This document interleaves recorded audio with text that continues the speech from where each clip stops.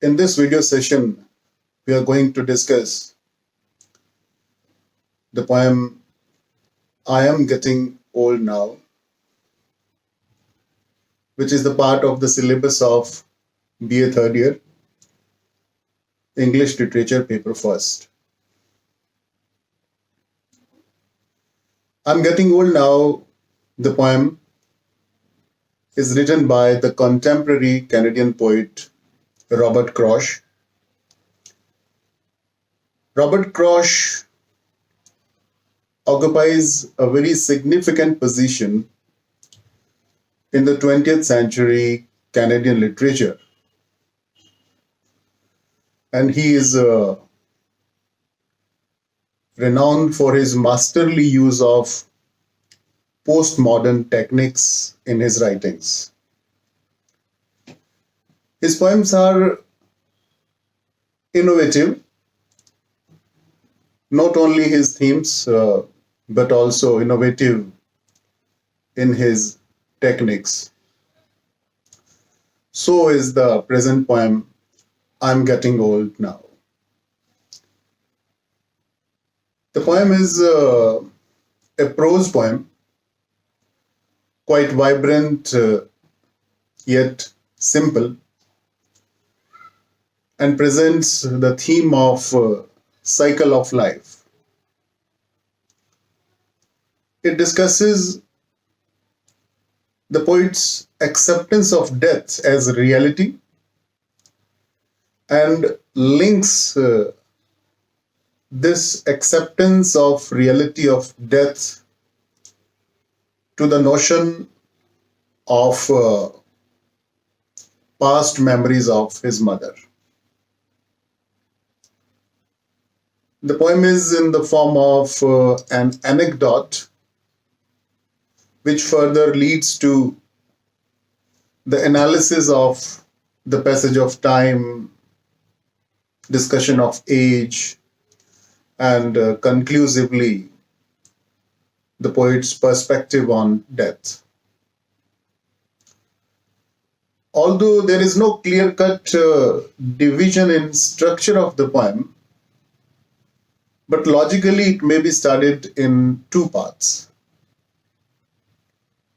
The first part of the poem symbolizes the dream of the poet, while the second part signifies the poet's realization that he is close to death.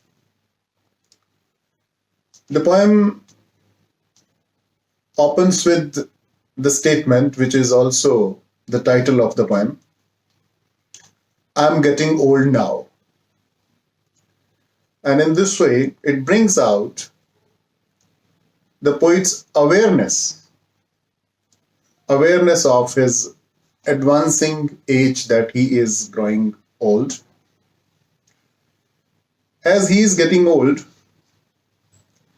he thinks about the past and about all the sentimental and important memories which are related to his previous life. As one grows old and nears the end of his life, one thinks a great deal about the past, especially the happy times. Similarly, the poet here thinks about his happy time, the prime of his time, his childhood. It is generally said that older people tend to think more about the distant past than the recent past. And as the poet, the narrator in the poem, is thinking about his distant past in the form of childhood, he concludes that he is getting old now. The poet realizes that he is getting old because he dreams a lot about his mother. the mother who died when he was just 13 years old. The death of the mother of the poet became a central experience of the loss of the poet, and in the later life, it affected his life. During the further course of the narration of the poem, the poet says that he saw his mother in his dream the previous night in the garden, over the hill, behind their house. He says, in that dream, his mother was standing in the garden while he himself was playing amidst the pea plants. He recalls that they both, the mother and the son, were happy in that moment, but neither of them seemed to be moving. As neither of them moved in the memory, the poet tries to figure out what exactly they were doing.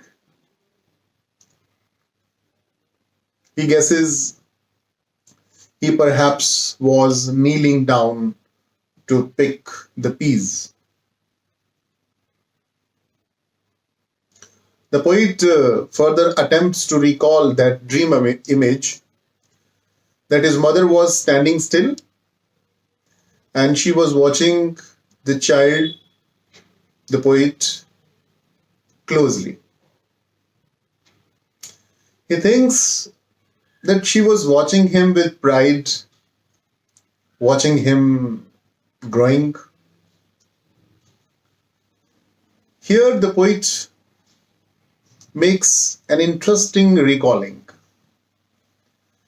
that the mother used to compare the child poet to a bad weed, implying that he grew very fast. When the mother calls her own child a bad weed, this, of course, said in a rather endearing way. It's natural for mothers to speak about their naughty children in this affectionate manner. By saying this, she liked to say this. The mother liked to call her child in this manner, and the child was pleased to hear this from his mother. Such comments from the mothers are generally welcomed by the children. The poem is very touching, and it instills in us the pain we feel when we remember good things that are long lost. Realizing that the poet, who has turned out to be an old man today and has got less time to spend on this earth, he recalls his past memories and dreams a lot. There is a logical as well as an emotional link between the first part of the poem, represented by the dream situation, and its second part, which is further coming, which is relating to the philosophy of death. So this connection makes this poem an interesting reading and makes it convincing. The poet here shifts a change in the tone of the poem. And now onwards, he engages in a philosophic examination of aging and death. He now returns from his dream to reality. He repeats that he's getting old now. He's not happy with this stage of life. The old age is certainly not an interesting age. But he declares that he is calm, he is peaceful, serene, is an adequate word what he uses in this poem. Serene.